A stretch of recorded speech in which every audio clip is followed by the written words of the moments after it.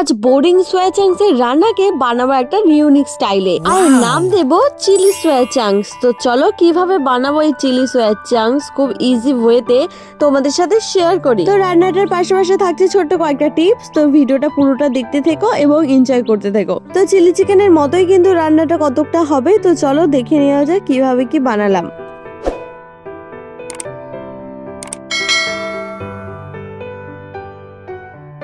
তো হ্যালো সবাইকে, welcome back to মায়ের হাতের রান্না বান্না কিচেন চ্যানেল। তো প্রথমেই কি কি লাগছে ইনগ্রেডিয়েন্টস চলো তোমাদেরকে এক ঝলকে দেখিয়ে দিই। তো প্রথমেই দেখতে পাচ্ছ কিউব করে কেটে রাখা একটা গোটা টমেটো নিয়েছি, ক্যাপসিকাম নিয়েছি আর নিয়েছি কয়েকটা পেঁয়াজ, তাও আবার খোসা ছাড়িয়ে, ঠিক যেমনটা তোমরা ভিডিওতে দেখতে পাচ্ছ। আরো লাগবে কর্নফ্লাওয়ার এবং শুকনো লঙ্কার পেস্ট। তো এই শুকনো লঙ্কাকে আমি কিছুক্ষণ গরম জলে ভিজিয়ে দানাগুলো বার করে মিক্সিতে একটা পেস্ট বানিয়ে নিয়েছিলাম, তাহলেই তৈরি হয়ে যাবে এই চিলি পেস্ট। সেম এই সোয়া চাংস গুলোকেও কিন্তু তোমাদের গরম জলে ভালো করে বেশ ফুটিয়ে নিতে হবে। এর ফলে সোয়া চাংস এর ভিতরের পোর্শন গুলো অনেকটাই নরম হয়ে যাবে এবং খেতেও দুর্দান্ত লাগবে।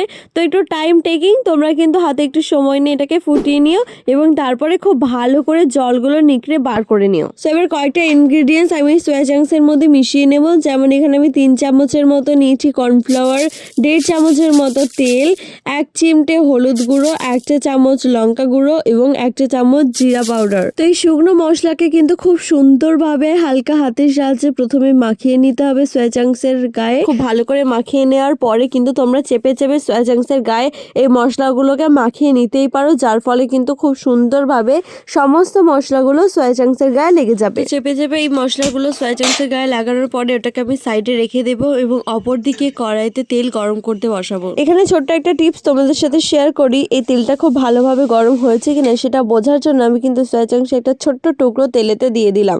যখন দেখতে পেলাম ওটা ভেজে ওপরের দিকে উঠে আসে, তার মানে তেলটা আমাদের খুব ভালোভাবে গরম হয়ে গিয়েছে। তো একে একে দিয়ে দেবো সমস্ত সোয়া চাংস গুলোকে এবং খুব সুন্দরভাবে ডিপ ফ্রাই করে তুলে নেব।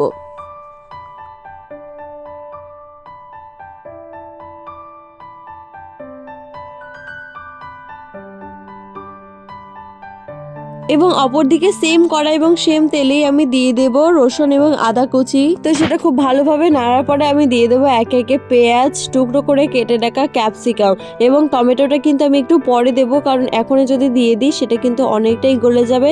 তো খানিকক্ষণ নাড়াচাড়ার পরে দিয়ে দিলাম গোটা কেটে রাখা একটা টমেটো এবং চিলি পেস্টটা। তারপর দিয়ে দেবো 2 চা চামচের মতো ভিনিগার এবং 1 চা চামচের মতো সয়া সস।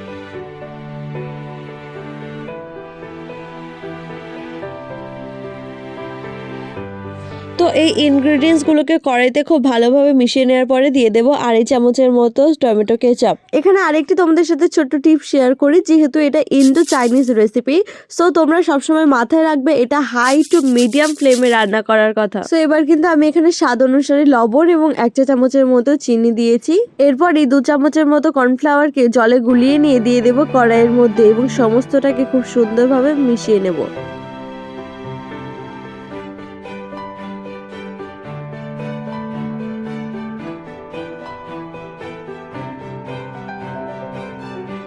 তো বেশ খানিকক্ষণ ধরে কড়াইতে নাড়াচাড়ার পরে যখন খুব ভালোভাবে কষে আসবে, তখন কিন্তু দিয়ে দিতে হবে সোয়া চাংস গুলোকে, যেগুলো আগে থেকেই তুমি ভেজে রেখে দিয়েছিলে। তো সেগুলোর সাথে কিন্তু খুব ভালোভাবে এটাকে মিশিয়ে নিতে হবে বেশ খানিকক্ষণ ধরে। তারপর খানিকটা জল দিয়ে এটা কিন্তু রেখে দিতে হবে। তোমরা চাইলে এখানে জল খুব অল্প ব্যবহার করতে পারো, যার ফলে এটা একটু মাখা মাখা গ্রেভি টাইপের তৈরি হবে। এবং লাস্ট নট দ্য লিস্ট, এর উপরে কিন্তু আমি ছড়িয়ে দেবো একটু গোলমরিচের গুঁড়ো। আমার কাছে পুরো গুঁড়োটা ছিল না, সেই জন্য কিন্তু আমি গোটা গোলমরিচকেই একটুখানি ভেঙে নিয়ে দিয়ে দিয়েছি। এবং ওপর থেকে গার্নিশিং এর জন্য এবং একটু টেস্ট অন্যরকম আনার জন্য আমি কিন্তু এখানে কোরিয়েন্ডার অর্থাৎ ধনেপাতা দিয়েছি। তোমরা চাইলে এটা স্কিপ করে যেতেই পারো। তো দেখো ফাইনালি আমাদের তৈরি হয়ে গেল চিলি সোয়া চাংস, যেটা খেতে কিন্তু অনেকটাই সুন্দর।